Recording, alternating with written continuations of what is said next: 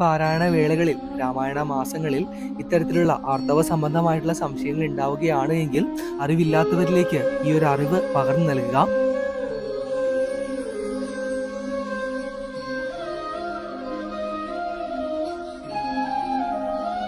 ശ്രേഷ്ഠ വചനങ്ങൾ ഭാഗം 138. അടുത്ത ജന്മമെന്നത് പരിഗണിക്കേണ്ടതില്ല. ഈ നിമിഷം മുതൽ നീ നല്ല കർമ്മങ്ങൾ ചെയ്തു തുടങ്ങുക. ഹരേ കൃഷ്ണ. നമസ്കാരം. നമ്മൾ സാധാരണ എല്ലാ കൊല്ലവും രാമായണ മാസം ആകാറാകുമ്പോൾ അതുമായി ബന്ധപ്പെട്ട കുറച്ച് വീഡിയോകൾ ഇടാറുള്ളതാണ്. പക്ഷേ ഇത്തവണ നാലമ്പല ദർശന യാത്രകളുമായൊക്കെ പോയിരിക്കുകയായിരുന്നു കേട്ടോ നമ്മുടെ ടീമിലുള്ളവര്. ആയതിനാലാണ് ഈ കർക്കിടക മാസത്തിൽ വീഡിയോകൾക്ക് ഒരു മുടക്ക് വന്നത്. ഇപ്പോൾ തിരക്കുകളെല്ലാം ഒഴിഞ്ഞു. അങ്ങനെ ഇരിക്കുമ്പോൾ ഒരു ചിന്ത വന്നു. ഈ രാമായണ പാരായണം ചെയ്യുന്ന ഓരോ വ്യക്തികൾക്കും പല സംശയങ്ങളും ഉണ്ടാകും അല്ലെ? പ്രത്യേക സ്ത്രീകൾക്കാണെങ്കിൽ ആർത്തവ സമയത്തൊക്കെ എന്തായിരിക്കും ചെയ്യേണ്ടത്?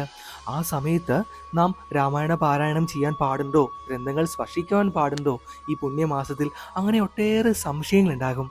അതിനുള്ള ചെറിയൊരു പ്രതിവിധി ഉത്തരം എന്ന രീതിയിലാണ് ഇന്നത്തെ ഈ ലളിതമായിട്ടുള്ള വീഡിയോകൾ ഞങ്ങൾ ചെയ്തിട്ടുള്ളത്. തീർച്ചയായിട്ടും മുഴുവനായി തന്നെ കാണുക. അത്രമാത്രം ഉപകാരപ്രദമായിട്ടുള്ള ഒരു വിഷയം തന്നെയായിരിക്കും ഇത്. പിന്നെ പ്രത്യേകം എടുത്ത് പറയേണ്ടതില്ലല്ലോ, ഇപ്പോൾ തന്നെ ചെറുതായിട്ടൊന്ന് ലൈക്കും ചെയ്യാട്ടോ. എന്നിരുന്നാൽ മാത്രമേ നമ്മളിടുന്ന ഓരോ വീഡിയോകളും നിങ്ങൾ കാണുന്ന ഓരോ വിഷയങ്ങളും മറ്റുള്ള ഭക്തജനങ്ങളിലേക്കും എത്തിച്ചേരുകയുള്ളൂ. ശരി, അപ്പോൾ ഒട്ടും ദീർഘിപ്പിക്കുന്നില്ല. ഭഗവാന്റെ നാമത്തിൽ തന്നെ നമുക്ക് തുടങ്ങാം. നിലവിൽ രാമായണ പാരായണമെല്ലാം തുടങ്ങിയതിന് ശേഷമാണല്ലോ വീഡിയോ നമ്മൾ ഇട്ടിട്ടുള്ളത്. അതുകൊണ്ട് തന്നെയും അതിൻ്റെ ചിട്ടവട്ടങ്ങളെക്കുറിച്ച് ഒന്നും പറയേണ്ടതില്ല. നമ്മൾ രാമായണ പാരായണ സമയത്ത് ഈ കാലയളവിൽ ശ്രദ്ധിക്കേണ്ട കുറച്ച് കാര്യങ്ങളാണ് പ്രത്യേകം പറഞ്ഞു പോകുന്നത്. അതിൽ ആദ്യമായിട്ട് നാം എടുത്തു പറയേണ്ട ഒരു കാര്യമുണ്ട്: ഭക്ഷണം, ഉറക്കം. ഈ രാമായണ മാസക്കാലത്ത് നിങ്ങൾ ഏറ്റവും അധികം ശ്രദ്ധിക്കേണ്ട പ്രധാനപ്പെട്ട 2 കാര്യമാണ് ഭക്ഷണവും ഉറക്കവും. ഈ രാമായണ മാസത്തെ ലക്ഷ്മി ദേവിയെ പോലെ വീട്ടിലേക്ക് സ്വാഗതം ചെയ്തിരിക്കുന്ന ഓരോ ഭക്തജനങ്ങളും മാംസാഹാരങ്ങളെല്ലാം പാരായണ വേളകളിൽ വർജിച്ചിരിക്കുകയാണെന്നറിയാം. എങ്കിൽ പോലും ഭക്ഷണക്രമത്തിൽ തീർച്ചയായും ഒരു സമയക്രമം പാലിക്കുന്നത് നല്ലതാണ്. 3 നേരം എന്നുള്ളത് 2 നേരത്തിലേക്ക് ചുരുക്കാം. അത് രാവിലെയോ വൈകിട്ടോ ആക്കാം. 6 മണിക്ക് മുമ്പ് തീർച്ചയായും വൈകിട്ടത്തെ പ്രധാന ഭക്ഷണം നിങ്ങൾ സ്വാംശീകരിച്ചിരിക്കണം. അങ്ങനെയുള്ള കുറച്ച് കാര്യങ്ങൾ ഭക്ഷണ രീതിയിൽ നിങ്ങൾ ശ്രദ്ധിക്കുക. അതുപോലെ തന്നെ ഉറക്കത്തിന്റെ കാര്യത്തിലും ഇതേ ക്രമം തന്നെ പാലിക്കേണ്ടത് അത്യാവശ്യമാണ്. എന്നിരുന്നാൽ മാത്രമേ നമ്മൾ എല്ലാ ദിവസവും പാരായണം കഴിഞ്ഞ് അടുത്ത ദിവസത്തിലേക്ക് കടക്കുന്ന വേളകളിൽ മുൻപ് പാരായണം ചെയ്ത കാര്യങ്ങൾ കൂടുതലായും നമ്മുടെ മനസ്സിലേക്ക് കടന്നു വരികയുള്ളൂ. ഒരു ചിത്രം എന്ന പോലെ ദൃശ്യവൽക്കരണം എന്ന രീതിയിൽ നമ്മുടെ മനസ്സിലൂടെ അവ തെളിഞ്ഞു വരികയുള്ളൂ. ആയതിനാൽ കൃത്യമായ ഉറക്കവും ശരിയായ ഭക്ഷണക്രമവും ഈ വേളകളിൽ നിങ്ങൾ പാലിക്കുന്നുണ്ടോ എന്ന് മനസ്സാൽ ശ്രദ്ധിക്കേണ്ടത് ഏറെ അത്യാവശ്യമാണ്. ഇവ അറിയില്ലാത്തവരിലേക്കും പ്രധാനമായിട്ടും പകർന്നു കൊടുക്കുക. കൂട്ടുകാരൊക്കെ ഉണ്ട് എങ്കിൽ, ബന്ധുമിത്രാദികൾ ഇവ പാലിക്കാതെയാണ് മുന്നോട്ട് പോകുന്നത് എങ്കിൽ അവരിലേക്കും ലളിതമായിട്ടുള്ള രീതിയിൽ ഈ വീഡിയോ കൊടുക്കുകയോ അല്ലെങ്കിൽ പറഞ്ഞു കൊടുക്കുകയോ ചെയ്യാട്ടോ. ഇനി രണ്ടാമതായിട്ട് പറയുവാനുള്ളത് അത് പ്രത്യേക സ്ത്രീകളോടാണ്. രാമായണ പാരായണം നടത്തുന്ന ഒട്ടുമിക്ക സ്ത്രീകൾക്കും അറിവില്ലാത്ത ഒരു കാര്യമുണ്ട്. ഈ ആർത്തവ സമയത്ത് എന്തെല്ലാം കാര്യങ്ങളാണ് ശ്രദ്ധിക്കേണ്ടത്? അത് പറ്റുമോ? രാമായണ പാരായണം നിർത്തിവെക്കേണ്ടതുണ്ടോ? ഇനിയിപ്പോൾ നമ്മുടെ കുട്ടികൾക്കാണെങ്കിൽ അവർക്ക് പറഞ്ഞു കൊടുക്കുവാൻ പാടുണ്ടോ? ഇതൊക്കെ ഇന്നും വലിയൊരു സംശയമായി നിലനിൽക്കുന്ന ഒരു വിഷയം തന്നെയാണ്. ഇത്രയും പ്രാധാന്യമർഹിക്കുന്ന ഒരു കാര്യമായതുകൊണ്ട് തന്നെയും വെറുതെ വീഡിയോയിൽ വന്നിട്ട് വായിൽ തോന്നിയത് വിളിച്ചു പറയുവാനായിട്ട് സാധിക്കില്ലല്ലോ. അതുകൊണ്ട് തന്നെയും അത്യാവശ്യം അറിവുള്ള കുറച്ച് ആചാര്യന്മാരോടും ഹിന്ദുമത ആചാരാനുഷ്ഠാനങ്ങളുടെ അറിവിന്റെ വെളിച്ചത്തിലും ഞങ്ങൾക്ക് ലഭിച്ച കുറച്ച് വിവരങ്ങൾ എന്ന് പറയുന്നത്, സ്ത്രീകൾ ഈ ദിവസങ്ങളിൽ ഒരു നിരോധന കാലം പാലിക്കണമെന്നാണ്.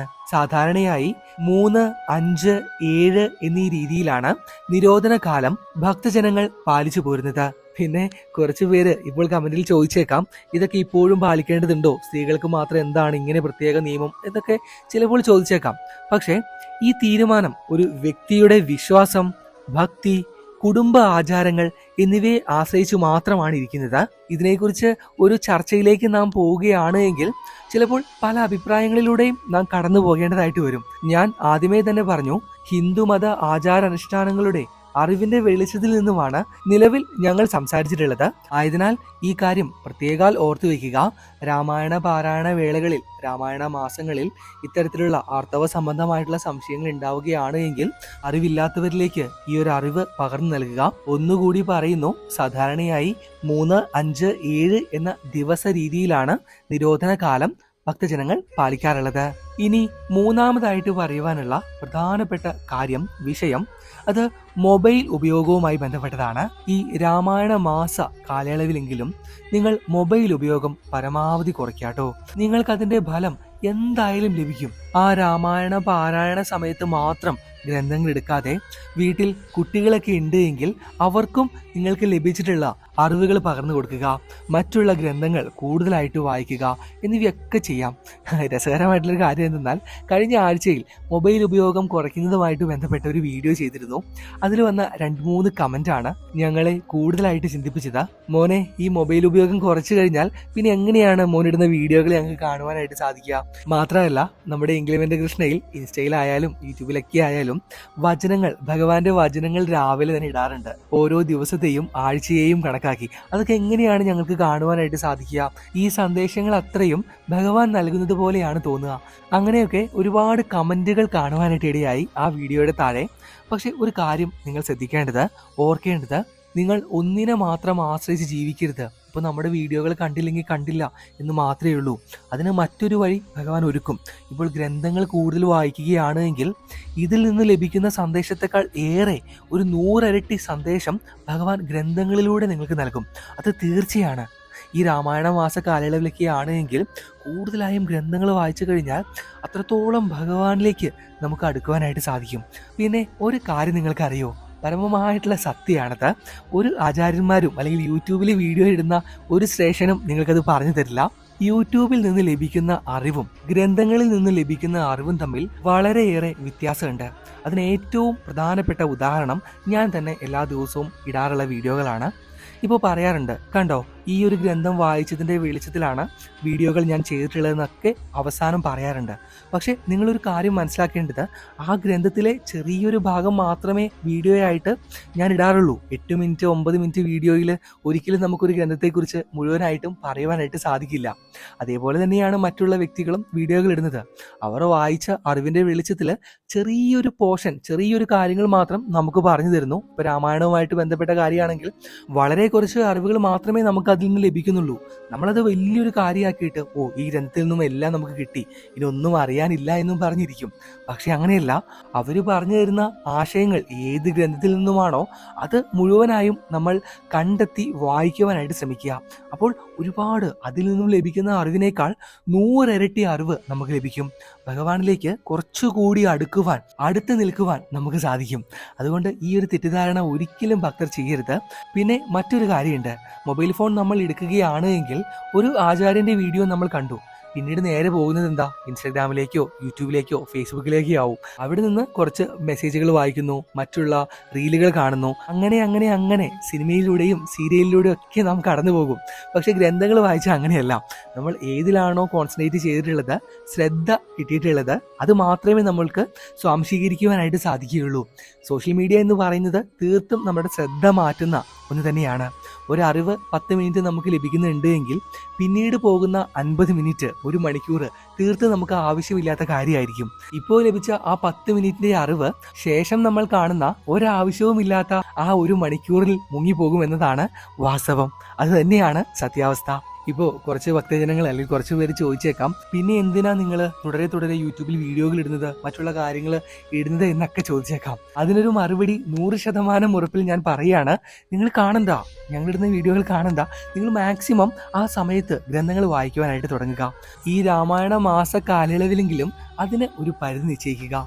കൂടുതൽ ഗ്രന്ഥങ്ങളെ, ഭഗവാനുമായി ബന്ധപ്പെട്ട കൂടുതൽ അറിവ് നൽകുന്ന പുസ്തകങ്ങൾ വായിക്കുകയും അത് മറ്റുള്ളവരിലേക്ക്, മറ്റുള്ള ഭക്തജനങ്ങളിലേക്ക് പകർന്നു കൊടുക്കുകയും ചെയ്യുക. അതിൽ പരം പുണ്യം എന്താണ് ഈ രാമായണ മാസത്തിലുള്ളത്? ശരി, അപ്പോൾ ഇത്ര മാത്രമാണ് കേട്ടോ ഇന്നത്തെ ഈ വീഡിയോയിലൂടെ ഞങ്ങൾക്ക് പറയുവാനുള്ളത്. വളരെയേറെ ഉപകാരപ്രദമായി എന്ന് കരുതുന്നു ഇന്നത്തെ ഈ വിഷയം. നിങ്ങളുടെ അഭിപ്രായങ്ങൾ അതെന്ത് തന്നെയായാലും ഇപ്പോൾ തന്നെ ഒരു മടിയും കൂടാതെ താഴെ കമൻറ്റിൽ രേഖപ്പെടുത്തുക. മാത്രമല്ല, ഇപ്പോൾ പറഞ്ഞ വീഡിയോയും ഗ്രന്ഥവും തമ്മിലുള്ള വ്യത്യാസത്തെക്കുറിച്ചും നിങ്ങൾക്ക് അറിയാമെങ്കിൽ അതും എഴുതുക കേട്ടോ. രസകരമല്ലേ ഓരോ കമൻറ്റുകളും വായിക്കുക എന്നത്. ഞങ്ങൾ എല്ലാ കമൻറ്റുകളും വായിക്കാറുണ്ട് കേട്ടോ. പിന്നെ അവസാനമായി ഇന്നത്തെ ഈ വീഡിയോ സ്പോൺസർ ചെയ്ത ഒരു ആൻറ്റിയെക്കുറിച്ചാണ് ഞങ്ങൾക്ക് പറയുവാനുള്ളത്. നമ്മളിടുന്ന ഒരുപാട് വീഡിയോകൾ ആൻറ്റി സ്പോൺസർ ചെയ്തിട്ടുണ്ട്. ആൻറ്റിയുടെ നാമധേയം മഞ്ജു എന്നാണ്. മഞ്ജു വിജയകുമാർ എന്നാണ് നാമധേയം. സ്വദേശം ശരിക്കും പാലക്കാടാണ് കേട്ടോ. ഇപ്പോൾ താമസിക്കുന്നത് ദുബായിലാണ്. 6 പേർക്കുള്ള രാമായണ ഗ്രന്ഥം ദാനം ചെയ്തു കൊള്ളുവാനാണ് ആൻറ്റി പറഞ്ഞിട്ടുള്ളത്. ആ വലിയ മനസ്സിന് എന്നും ഭഗവാൻ കൂടെ ഉണ്ടാകട്ടെ എന്ന് ഈ വേളയിൽ പ്രാർത്ഥിക്കുന്നു ആൻറ്റിക്കും ആൻറ്റിയുടെ കുടുംബത്തിലുള്ള എല്ലാവർക്കും. കാരണം മിക്ക വിശേഷപ്പെട്ട ദിവസങ്ങളിലും ഇതേപോലെ ആൻറ്റി ക്ഷേത്രയാത്രകളായിക്കൊള്ളട്ടെ, ഗ്രന്ഥദാനങ്ങളായിക്കൊള്ളട്ടെ ഒക്കെ ചെയ്യാറുണ്ട്. എപ്പോഴും ഭഗവാൻ കൂടെ ഉണ്ടാകട്ടെ. മഞ്ജു ആൻറ്റി അവസാനമായിട്ട് ഞങ്ങൾക്ക് അയച്ച ഒരു സന്ദേശത്തിൻ്റെ ചെറിയ ഭാഗം ഇവിടെ ഉൾപ്പെടുത്തുകയാണ്. നിങ്ങളൊന്ന് കേട്ടു നോക്കുക. അപ്പോൾ മനസ്സിലാകും എത്രമാത്രം വലിയ മനസ്സിൻ്റെ ഉടമയാണ് ആൻറ്റിയും ആൻറ്റിയുടെ കുടുംബവും എന്ന്. പ്രാർത്ഥന ഇത്രയേ ഉള്ളൂ. ലോകത്തിന് ഒരുപാട് പ്രശ്നം, എന്താ പറയാ, ഇവിടെ നോക്കിയാലും സന്ദേശം ഞങ്ങളും കേട്ട് കഴിഞ്ഞപ്പോൾ വല്ലാതെ സന്തോഷം തോന്നി. ഇതിൽ പറഞ്ഞിട്ടുള്ളത് പോലെ എല്ലാവരും പ്രാർത്ഥിക്കുക. ഭഗവാന്റെ നിയോഗം പോലെ ബാക്കി എല്ലാ കാര്യങ്ങളും നടക്കട്ടെ എന്ന് ഈ വേളയിൽ പ്രാർത്ഥിക്കുന്നു. ഇതുപോലെ നല്ല മനസ്സുള്ളവരാണ് ഭഗവാന് ഏറ്റവും പ്രിയപ്പെട്ടവരെന്ന് വേണമെങ്കിൽ നമുക്ക് പറയാം. ശരി, അപ്പോൾ കൂടുതലായിട്ടൊന്നുമില്ല. എത്രയും പെട്ടെന്ന് തന്നെ അടുത്ത ക്ഷേത്ര വീഡിയോകളും ഇതേപോലെയുള്ള കൂടുതൽ അറിവുകളും ഭഗവാന്റെ ഒരുപാട് കാര്യങ്ങളൊക്കെ ആയിട്ട് നമുക്ക് കാണാം. ഭഗവാൻ ആ കള്ളക്കണ്ണൻ എല്ലാ ഭക്തജനങ്ങളെയും 2 കൈയും നീട്ടി ഈ വേളയിൽ അനുഗ്രഹിക്കട്ടെ എന്ന് പ്രാർത്ഥിച്ചുകൊണ്ട് നിർത്തുകയാണ്. കാണാം, പാക്കലാം. നന്ദി, നമസ്കാരം.